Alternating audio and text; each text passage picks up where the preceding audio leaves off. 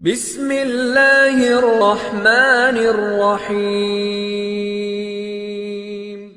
اللہ اقبال کی قبر روشن کرے کہ محمد سے وفاتوں میں تو ہم تیرے، یہ جہاں چیز ہے کہ لوح و قلم تیرے، جنت کی چابی میرے نبی کے ہاتھ میں۔ دوسری بات میرے نبی نے فرمایا میرے بیٹے انس، تمہیں ایک عظیم سنت بتاؤں، عظیم حدیث کا اسلوب یہ نہیں، میں اس کو زیادہ واضح کرنے کے لیے اس کا تھوڑا سا اسلوب بدلا ہے، مطلب ایک ہی ہے۔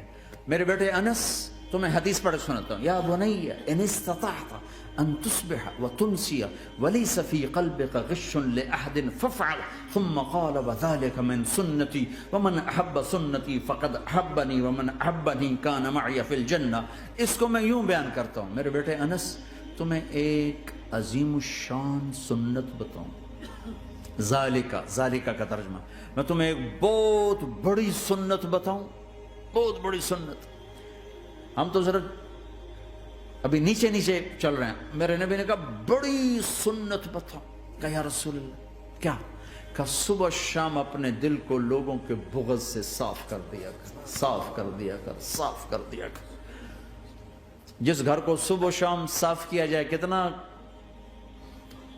وہ چمکدار ہو جائے گا۔ جس کپڑے کو صبح شام دھویا جائے، پریس کیا جائے، کتنا چمکنے لگ جائے گا۔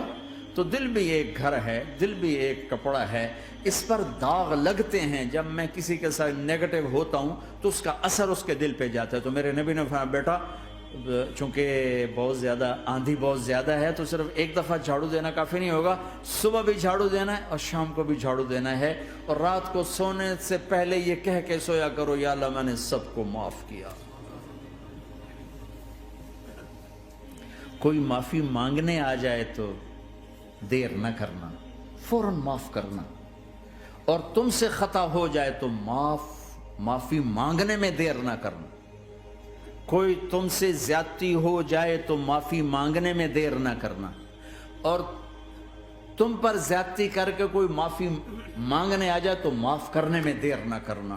اللہ کی رحمت تمہیں ایسے چھاؤں میں لے لے گی۔ دل کو صاف رکھو، بے حساب جنت میں جاؤ گے، بغیر حساب جنت میں جاؤ گے۔ دلوں کو صاف کرنا سیکھ لو۔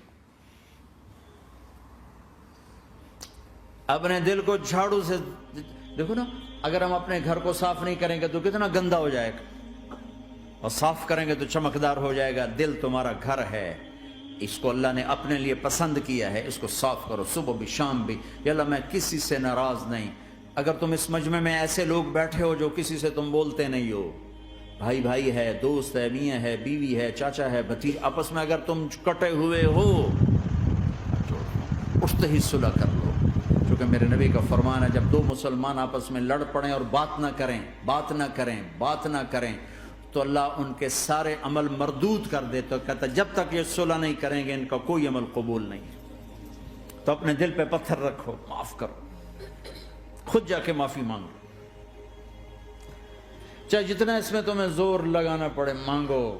اللہ کی قسم میرے نبی کا فرمان ہے معاف کرنے سے عزت گھٹے تو مجھ سے لے لو، معاف کرنے سے عزت نہیں گھٹتی۔ میرے نبی ایک بدو آیا، غورس اس کا نام تھا، غورس۔ اس نے آپ ہی کی تلوار اٹھائی اور آپ کے یوں پسلی میں ماری، آپ کی آنکھ کھلی تو تلوار لے کے کھڑا، من یمنعک منی، اب بول کون بچائے گا، تیار ہو یا؟ تو آپ ہنس پڑے۔ آپ نے کہا اللہ، وہ اللہ کہنا تھا کہ تلوار اس کے ہاتھ سے گر گئی۔ تو آپ نے اٹھا لی، آپ نے ایسے سیدھی کی، آپ نے کہا اب تمہیں کون بچائے گا؟ کہنے لگا مجھے تو ہی بچائے گا۔